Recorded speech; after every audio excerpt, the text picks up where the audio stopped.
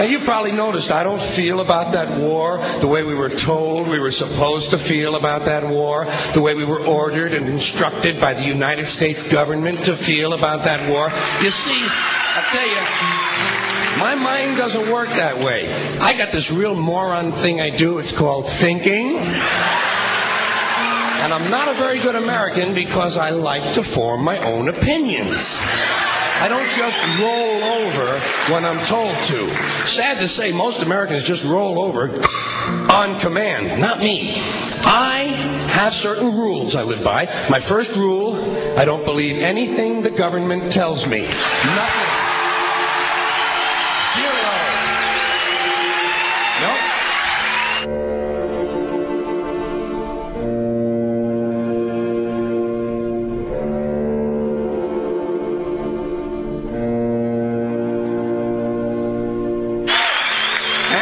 Take very seriously the media or the press in this country, who in the case of the Persian Gulf War were nothing more than unpaid employees of the Department of Defense, and who most of the time function as kind of an unofficial public relations agency for the United States government.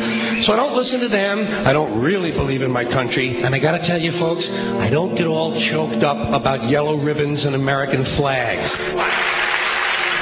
Now, to balance the scale, I'd like to talk about some things that bring us together. Things that point out our similarities instead of our differences. Because that's all you ever hear about in this country is our differences. That's all the media and the politicians are ever talking about, the things that separate us, things that make us different from one another. That's the way the ruling class operates in any society. They try to divide the rest of the people. They keep the lower and the middle classes fighting with each other so that they, the rich, can run off with all the fucking money. Fairly simple thing happens to work.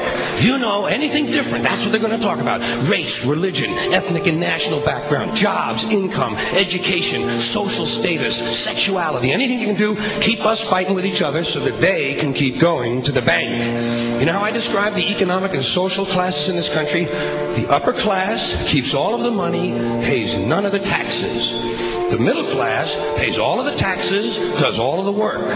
The poor are there just to scare the shit out of the middle class. Keep them showing up at those jobs. Politicians know that word. They use it on you. Politicians have traditionally hidden behind three things: the flag, the Bible, and children. No child left behind. No child left behind. Oh, really? Well, it wasn't long ago you were talking about giving kids a head start. Head start, left behind? Someone's losing fucking ground here. But there's a reason. There's a reason. There's a reason for this. There's a reason education sucks, and it's the same reason that it will never, ever, ever be fixed. It's never going to get any better. Don't look for it. Be happy with what you got. Because the owners of this country don't want that. I'm talking about the real owners now. The big, the wealthy, the real owners, the big wealthy business interests that control things and make all the important decisions. Forget the politicians. They're irrelevant. The politicians are put there to give you the idea that you have freedom of choice. You don't. You have no choice. You have owners. They own you. They own everything. They own all the important land. They own and control the corporations. They've long since bought and paid for the Senate, the Congress, the state houses, the city halls. They got the judges in their back pockets, and they own all the big all the big media companies. So they control just about all of the news and information you get to hear. They got you by the balls. They spend billions of dollars every year lobbying to get what they want.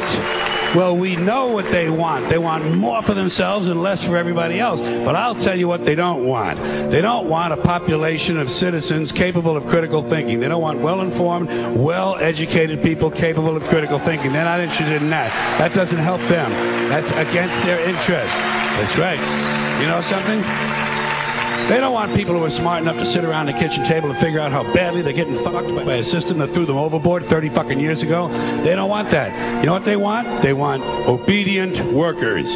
Obedient workers. People who are just smart enough to run the machines and do the paperwork, and just dumb enough to passively accept all these increasingly shittier jobs with the lower pay, the longer hours, the reduced benefits, the end of overtime, and the vanishing pension that disappears the minute you go to collect it. And now they're coming for your Social Security money. They want your fucking retirement money. They want it back so they can give it to their criminal friends on Wall Street. And you know something? They'll get it. They'll get it all from you sooner or later because they own this fucking place. It's a big club, and you ain't in it.